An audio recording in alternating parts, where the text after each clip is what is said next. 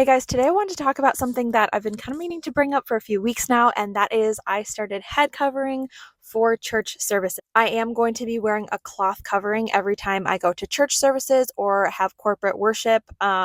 And I started doing this about 3 months ago, and I wanted to come on here and explain to you guys why I did this and why my convictions on head coverings changed. Now, if you guys don't know what I'm talking about, I do want to go ahead and read the Bible verse that involves head covering. Although if you're Christians, then you already know the whole head covering debacle. And you'll know that it's a very controversial subject. And I do want to say right away, this is not something that I want to come across as judgmental. I'm not telling you guys what to do. I'm not telling you you should start head covering because I started wearing a head covering. I just wanted to walk you guys through why my convictions changed, why my convictions are different from the way I grew up and different from my family's, and why they changed, and my journey that brought me to the place that now my husband and I both think that I should cover my head when I'm in church worshiping the Lord. Okay, so 1 Corinthians chapter 11, starting at verse 3, "But I want you to understand that Christ is the head of every man, and the man is the head of a woman, and God is the head of Christ. Every man who has something on his head while praying or prophesying disgraces his head, but every woman who has her head uncovered while praying or prophesying disgraces her head, for she is one and the same as the woman whose head is shaved. For if a woman does not cover her head, let her also have her hair cut off. But if it is disgraceful for a woman to have her hair cut off or her head shaved, let her cover her head. For a man ought not to have his head covered, since he is the image and glory of God, but the woman is the glory of man. For the man does not originate from woman, but the woman from man. For indeed man was not created for the woman's sake, but woman for the man's sake. Therefore the woman ought to have a symbol of authority on her head because of the angel. However, in the Lord neither is woman independent of man, nor is man independent of woman. For as the woman originates from the man, so also the man has his birth through the woman, and all things originate from God. Judge for yourselves, is it proper for a woman to pray to God with her head uncovered? Does not even nature itself teach you that if a man has long hair, it is a dishonor to him, but if a woman has long hair, it is a glory to her? But her hair is given to her for a covering. But if one is inclined to be contentious, we have no other practice, nor have the churches of God." So this passage from the Bible has always been pretty confusing to me, and I think a lot of Christians find it very confusing. A lot of non-denominational Christians, I think, don't really understand it. I know I never understood it. I never looked into it, and I feel like because we don't look into it, we just kind of sweep it under the rug. Now, I don't want to make too many generalizations, and I don't want to say we swept it under the rug or we don't care. I'm mostly just talking about myself personally. I know that this Bible passage always was confusing to me. At one point, it sounds like a woman needs to cover her head, but then at one point, it sounds like the hair is the covering. I am going to be linking 2 sermons that I found really, really helpful, that really dove deep into the meaning behind the scripture and really talked about what the scripture was saying here, and everything they said, they really backed themselves up by the Bible, which I really appreciate. I don't appreciate pastors at all, even if they have really good points that don't back themselves up with the Bible. I feel like if you are going to make an argument about something that's biblical, you need to be biblically based and back yourself with scripture.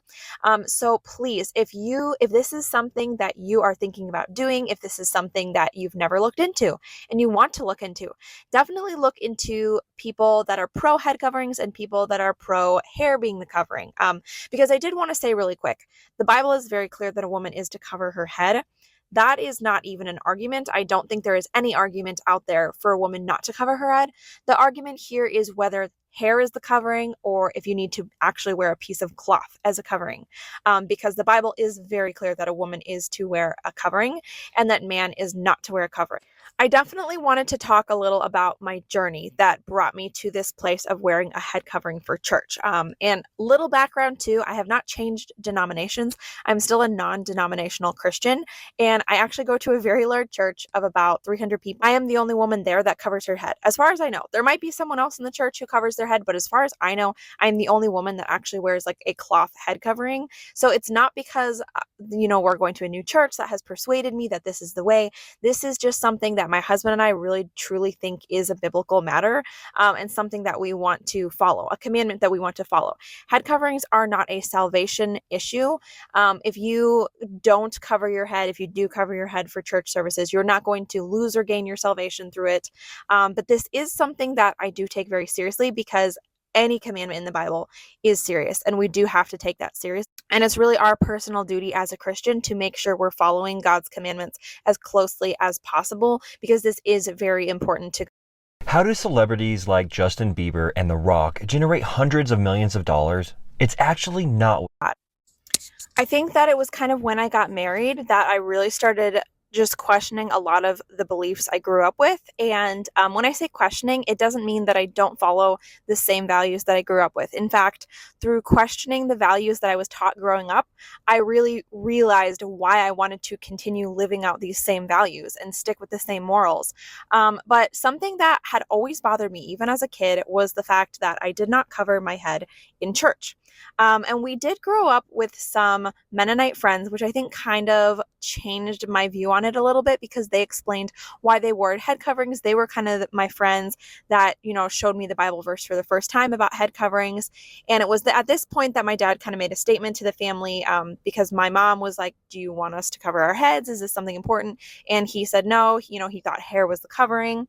And so that was my first memories of like head coverings and realizing that some people actually, wear head coverings as an actual cloth over their heads.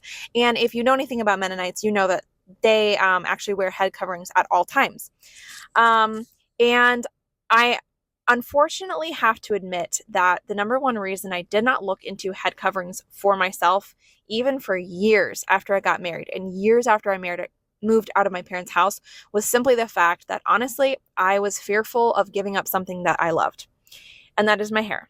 I have always really loved my hair. I've always loved having long hair. I love having curly hair. I don't do a whole lot of things with my hair, but I really, really do love my hair. And it really is something that brings me joy. And I find a lot of beauty in it and a lot of pride in it. And honestly, the number one reason that I didn't look into head coverings was simply I didn't want to know because I didn't want to become convicted that I needed to cover my hair at all times because I was scared of giving up something that I loved so much. And honestly, it was really that pride that convicted me. Like I just realized over time, this is something I'm not looking into because I'm fearful of giving up something I love. And as a Christian, we are supposed to give it all up to Christ. We are supposed to be willing to die for Christ, die for his cause. And I'm too scared to even give up something as simple as my hair. And this was when I really gave it to God and I prayed about it and I decided, you know what, this is something I'm going to look into. And if I think the Bible is saying to cover my hair at all times, this is something I'm going to have to give up. This is, some beauty, pride, whatever you want to call it, that I'm going to have to give up to follow the Lord.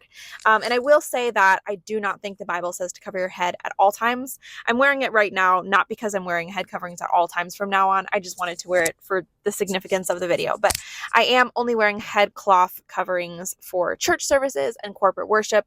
And if you watch the sermon that I have linked below, he'll go over the Bible verses and explain why it's necessary for church, but not the rest of the week. That's not something that we're called to do. Just like men are not called to have their heads uncovered at all times, women are not called to have their heads covered at all times. Something that I wanted to also note right away is that this issue of head coverings is not a woman's issue. And in our church today, we act like it is just a woman's issue, but it is a man and a woman's issue. And one of the reasons that I really started looking into head coverings and really became interested in it, women got rid of head coverings when the feminist movement started. And this was so mind-blowing to me. And, part of the reason that women covered their heads was to show submission to their husbands. And that is a huge thing that feminism has really destroyed. They have destroyed submission to husbands. They've destroyed the mindset that women should listen and obey their husbands. And part of that was head coverings. Feminism and feminists couldn't stand to see women showing such an outward sign that they were going to submit to their husbands.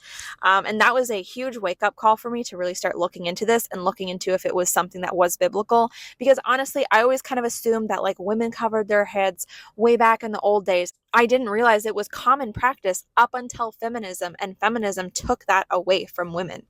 And again, looking into the Bible verses, my husband and I both just really became convicted on how the Bible really talks about women covering their head. So I want to go back to how this is not just a woman's issue, because on October 19, 2023, Wells Fargo warned its clients that all checking accounts are likely to be replaced with. In this same Bible verse that says women should cover their heads, it talks about men not covering their heads. And to this day, evangelical Christian men, non-denominational Christian men, do not cover their heads. They don't cover their heads when they pray. They don't cover their heads when they preach, and they don't cover their heads in service. They don't cover their heads when they're in church. And the Bible verse says, praying or prophesying, but prophesying is another word for worshiping. So men do not wear hats when they are worshiping. And it would look very strange if you were a pastor, you stood up to preach, and you had a hat on your head, or if you're a bunch of men that go into a church service and you're wearing a hat on your head. That would be seen as very disrespectful. Honestly, I think at most churches, the elders would actually probably say something to you. However, women no longer cover our heads, and it's not seen as strange anymore. But it's funny how men still follow the practice of not covering their heads. However, women don't follow the practice of covering their heads. Now, there is the argument that hair is the covering. I grew up in a family where that was, our family's belief. That was my dad's belief, that hair is the covering. However, I do think that that is not the case. It talks about women covering their heads and men uncovering their heads. So if hair is the covering, how are men to uncover their heads? If hair is their covering, there's nothing to uncover. Are they supposed to shave when they walk into church? Are they supposed to, cut a certain length off before they walk into church, and then when they walk, it doesn't make sense. And that was another huge argument that really got my husband and I thinking. And again, just because we think this way doesn't mean we are right, because this is a controversial subject because it's not super clear. However, these are just the things that I've kind of learned over the past year. I've really grown, honestly, and my husband and I both feel like we've learned a lot and just kind of realized how this was something we should have looked into more and we didn't. And again, that 100% was a sin issue on my part, because my unwillingness to look into it simply out of fear was extremely wrong. And I have repented of that. And I definitely feel really terrible that the past 5 years of marriage, I never looked into it, only because of fear, and because of fear of having to cover my head, which ironically, now I cover my head. Although I will say, I'm very grateful that I do not have to cover my hair at all times. And covering my head at church has really been super easy for me. I mentioned, I'm the only woman out of, like 300 people that covers her head, but I really don't find it embarrassing or awkward or weird. I'm just doing what I can to best follow God, as best as I can. And so it's not embarrassing to me at all. I mean, I'm already a mom of 2 kids. I feel like once you become a mom, nothing embarrasses you anymore because you've just already been through so much. A common argument that people have against head coverings is that in the Bible verse, when Paul was writing a letter to the Corinthians, that it was simply a cultural issue and that women no longer have to wear head coverings because it was just a cultural issue. And so, it's not cultural to wear head coverings anymore. So it's not the case. However, I think that is actually the weakest argument. And it's funny because I used to hear that and just kind of believe it. I used to hear, it was a cultural issue. So I just assumed, it was a cultural issue and didn't pay it any more heed. However, if you read the Bible verse, it in no way implies that it was cultural. In fact, the very opposite of the case is true. It talks about head coverings being worn as a sign of submission to husbands. That was not cultural. And unfortunately, a lot of Christians do think that submission to husbands was only cultural. I do not believe that. I think that submission to husbands is something that God calls us to this day. And the preachers that I was listening to that were talking, pro head covering, they both brought up the fact that other people will say, it's just a cultural issue, but there's no backing behind the saying that it was a cultural issue. And the Bible verse makes it very clear that it was not a cultural issue. It talks about angels, and angels, again, are not cultural. Angels are always there. Angels have always been around since God created them, and they always will be around. They don't die. So it's not a cultural issue. And the Bible verse is very grounded in the spiritual realm, in the patriarchy, and those are not cultural issues. They are biblical truths that we know to be true to this day. So that was just really such a huge wake-up call to me. Like, why have I just been assuming this is a cultural issue because I've been told it's cultural? But when you look into the Bible verse, it's not cultural. Paul is not grounding it in cultural practices. He is grounding it in biblical truths. And this was just a really big waking moment for me to realize, like, I I think I've been wrong all these years. I would really recommend listening to the sermon that I'm going to have linked in the bio or in the description box or whatever you want to call it, because they really go into the Bible verses and explain it really well. I'm just kind of giving you a quick overview of why I changed my mind and why I started covering my head for church services. I want to end this video with a couple thoughts, okay? I want to leave you guys with a couple things, and I don't want to leave it off just coming off super judgmental and being like, oh my gosh, it's in the Bible that you have to wear a head covering, so anyone that doesn't is disobeying God. But I do want to leave you with a couple thoughts on why I am covering my head. And here's my first thought. It's very countercultural because it is showing a sign of submission to your husband. And I think that is really important. I think we need more of that in this world today. So I think that is a good way for me to be very countercultural, to say no to feminism, to say no, this is something I will still do. I still believe in biblical gender roles that God clearly laid out for us to obey. And another thought that I have, I could be wrong, right? These preachers, pastors could be wrong. Maybe it was just a cultural issue. Maybe the hair is the covering. But I would rather be safe than sorry, because the Bible never says that it is a sin to cover your head with a cloth. It does say that it is wrong for a woman to uncover her head. So it would be better for me to die and be standing before God and have him tell me, you wore a head covering all those years, you really didn't have to. I would much rather hear that than God telling me, every time you went to church, every time that you were worshiping me, you were sinning because you didn't listen to my commandments and you weren't covering your head. And that was a commandment that I had. And so because of that, I really will continue to wear a head covering, because I could be wrong. I would love to hear your thoughts in the comments below.